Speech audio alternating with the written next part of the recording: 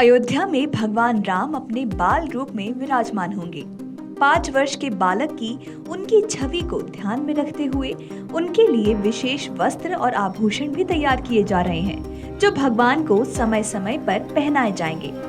चूंकि रामलला बाल रूप में हैं और बच्चे के लिए दूध बहुत आवश्यक होता है, तो भगवान को दूध पिलाने के लिए दिल्ली के महंत मंगलदास राम मंदिर को 5 विशेष गाय अर्पित करेंगे।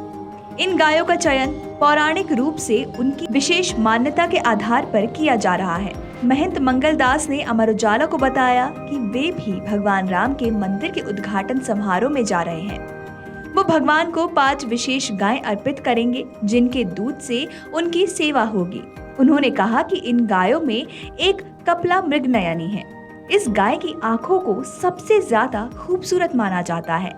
जब रावण ने सीता का अपहरण किया था, तब राम ने लोगों से उनका पता पूछते हुए सीता की आंखों की सुंदरता का वर्णन इसी गाय की आंखों से किया था। संत कवि तुलसीदास ने इसे ही हे खगमृग, हे मधुकर श्रेणी, तुम देखी सीता मृगनयनी कहा है। उन्होंने बताया कि इन गायों की आंखों की सुंदरता और उनके पौराणिक महत्व के कारण उन्होंने इस गाय को भगवान राम को अर्पित करने का निर्णय लिया।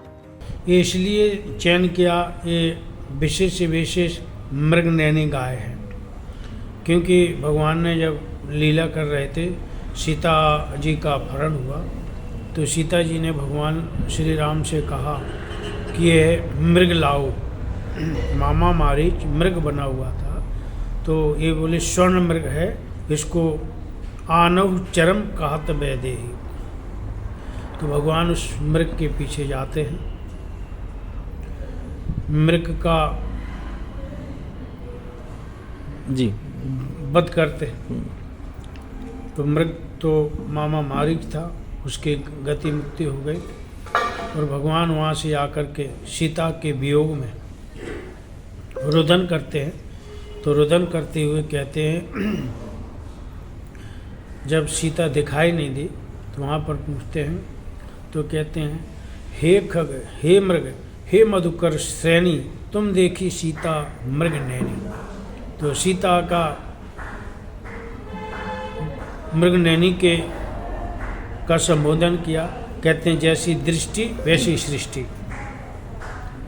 तो मृगनयनी गौ माता है, कपला गाय है, और ये गाय सबसे विशेष है। गाय तो बहुत होती हैं रूप रंग में मृग के समय, लेकिन कपला मृगनयनी कम होती है। तो इसलिए किया, ये कपला जाएगी तो पूरा संपूर्ण जगत देखे, दर्शन करेगा, तो सबको लाभ मिलेगा। अभी इन गायों को दिल्ली के राधा कृष्ण मंदिर की गौशाला में रखकर उनकी सेवा की जा रही है। उद्घाटन कार्यक्रम के बाद विशेष रूप से तैयार किए जा रहे रथों से ले जाकर इन्हें अयोध्या के श्री राम जन्मभूमि तीर्थ क्षेत्र ट्रस्ट को सौंप दिया जाएगा। दान में दी जाने वाली गायों में नागौरी प्रजाति की एक विशेष किस्म की गाय भी है। आपको बता दें कि इस गाय की विशेषता है कि इनके शरीर पर विशेष काले रंग के धब्बे होते हैं।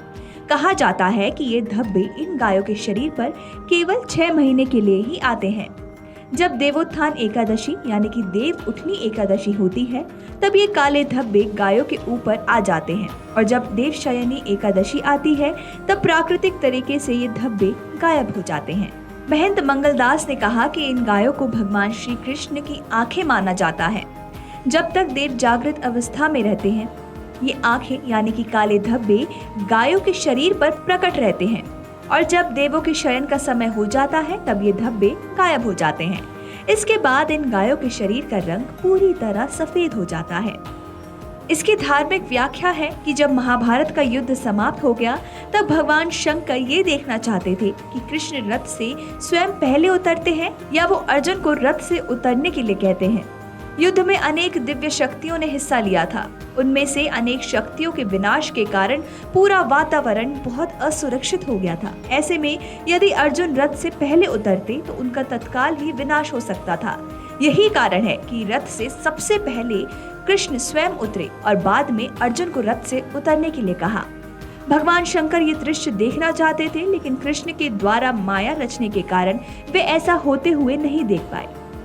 एक गाय जो है महाभारत के समय अंतिम समय हो गया, तो शिव जी के मन में एक उत्कंठा उठी कि हम वह अंतिम दर्शन भगवान का करना चाहते हैं कि अर्जुन को किस दास भाव में, शक भाव में, किस भाव से भगवान रथ से उतारते हैं, कि पहले स्वयं उतरते हैं कि अर्जुन को उतरते हैं, तो यह देखना चाहते थे। तो शिव जी पहुँचे वहाँ पर, और शिव जी के साथ साथ भगवान की प्रिय गौ माताएँ और अन्य भक्त उनके पहुँचे। तो वहाँ पर एक गौ माता ने, बछड़ा ने भगवान शिव जी पर पागुर कर दिया। तो भगवान ने पागुर किया, भगवान निंदा में हो गए, यानी उन भगवान को समाधि लग गई। तो समाधि ने से गौ माता ने शिव जी को जगाया, जो शिव जी चाहते थे वो देख नहीं पाए। तो क्यों कहते हैं, सबकर परम प्रकाशक जोई, राम अनादि अवधपति सोई। सबकर प्रकाश तो भगवान देते हैं, जैसे सूर्य चंद्रमा सबको प्रकाश भगवान देते हैं। तो वह प्रकाश नहीं मिला। जब ये ज्ञात हुआ, गौ माता ने जगाया। तो गौ माता के माध्यम से हम प्रभु तक जा सकते हैं, इसका तात्पर्य है। और ये 6 महीने तक नेत्र रहते हैं, 6 महीने के बाद उससे विलुप्त हो जाते हैं। जैसे देव उठनी एकादशी पर ये आते हैं, वो देव शयनी एकादशी पर विलुप्त हो जाते हैं। ये गाय माता का सफ़ेद हो जाती है, जिसको हम आँख की पुतली बोलते हैं। एक गाय विशेष प्रजाति की है, जिसके पीठ के सबसे अंतिम हिस्से में पूंछ से कुछ ऊपर एक रेखा जैसी आकृति उभरी होती है। कुछ लोग इसे लक्ष्मण रेखा तो कुछ तिलक कहते हैं। लक्ष्मण रेखा के नीचे दाएं बाएं चक्र जैसी आकृति बनी हुई है। सीता के अपहरण के बाद जब जटायु ने भगवान राम को सीता के बारे में बताया था, तब उन्होंने यही व्याख्या की थी कि सीता के मस्तक पर इस तरह का तिलक देखा था, जो रघुकुल में लगाया जाता है। उसी प्रतीक रूप को लिए ये गायें भगवान को भेंट की जाएंगी। आपको बता दें कि दान में दी जाने वाली गायों में अर्धनारीश्वर गाय भी हैं। प्राकृतिक रूप से इन गायों की एक आंख की भौएं सफेद और दूसरे आंख की काली होती है। इनके अंदर भगवान शिव की तरह पुरुष और स्त्री दोनों के अंश होने की बात मानी जाती है। Video desk amarujala.com। अगर आप ये वीडियो YouTube पर देख रहे हैं तो हमारे चैनल को सब्सक्राइब करें और बेल आइकन को दबाना ना भूलें। अगर आप Facebook पर ये वीडियो देख रहे हैं तो हमारे पेज को लाइक करें।